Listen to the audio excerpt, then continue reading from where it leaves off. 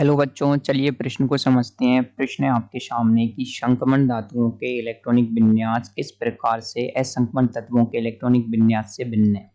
तो आपको बताना है संक्रमण धातुओं के इलेक्ट्रॉनिक विन्यास असंक्रमण तत्वों से किस प्रकार से भिन्न है। तो इस प्रश्न की जो मुख्य अवधारणा है वो ये है कि आपको पता होना चाहिए इलेक्ट्रॉनिक विन्यास संक्रमण धातुओं का और असंक्रमण तत्वों का किस प्रकार का होता है और वो किस प्रकार से भिन्न है। तो आपको क्या इलेक्ट्रॉनिक विन्यास के अंदर अंतर करना है संक्रमण तत्वों का और असंक्रमण तत्वों का। तो सबसे पहले आप देखेंगे संक्रमण तत्व क्या होते हैं। हम सभी लोग जानते हैं आवर्त सारणी के अंदर वर्ग 3 से लेकर के 12 तक, स्कैंडियम से लेकर तक जिंक के जो वर्ग के अंदर जो भी तत्व आते हैं वो कहलाते हैं आपके संक्रमण तत्व। क्योंकि इनमें जो अंतिम इलेक्ट्रॉन होता है वो क्या होता है, जो आपके डी कक्षक होते हैं जनरली उनमें भरा जाता है और असंक्रमण तत्व होते हैं। इसके अलावा जो पाए जाने वाले तत्व होते हैं उनको असंक्रमण तत्व कहा जाता है।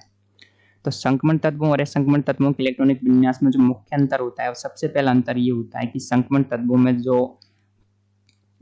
तत्वों में इलेक्ट्रॉन जो इलेक्ट्रॉनिक विन्यास में क्या है, उनके जो इलेक्ट्रॉन है वो क्या है, डी कोष के अंदर जो आपके डी कक्षक में भरे जाते हैं, डी कक्षक में भरे जाते हैं, डी कक्षकों में भरे जाते हैं। तो क्या है, डी कक्षकों में भरे जाते हैं। और जो सामान्य संक्रमण तत्व होते हैं उनमें क्या होता है, जो आपके इलेक्ट्रॉन होते हैं वो क्या होते हैं, आपके एस एवं पी कक्षकों में भरे जाते हैं। सामान्यतः किसमें भरे जाते हैं, एस एवं पी कक्षकों में भरे जाते हैं, या फिर एस पी एवं एफ कक्षकों में भरे जाते हैं। तो संक्रमण तत्वों में सामान्यतः इलेक्ट्रॉन डी कक्षकों में भरे जाते हैं और उनमें क्या भरे जाते हैं, एस एवं पी कक्षकों में भरे जाते हैं। सेकंड कारण यह है कि जो आपके अंतिम इलेक्ट्रॉन है ना, उसकी बात कर रहे हैं हम यहाँ पर। तो अंतिम इलेक्ट्रॉन डी कक्षकों में भरे जाते हैं, उसमें एस या पी में भरे जाते हैं। सेकंड रीजन ये होता है कि संक्रमण तत्व क्या करते हैं, परिवर्तनशील ऑक्सीकरण अवस्थाएं दर्शाते हैं।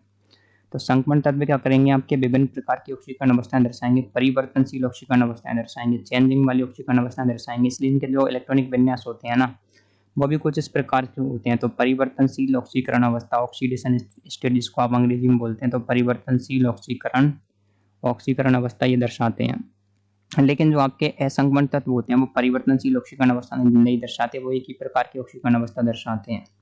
और तीसरा रीजन आता है वो ये होता है कि आपके जो संक्रमण तत्व होते हैं ना, उनके अंदर क्या होता है कि ये कभी कभी आपके इलेक्ट्रॉनिक विन्यास के जो सामान्य नियम होते हैं उनका पालन नहीं करते।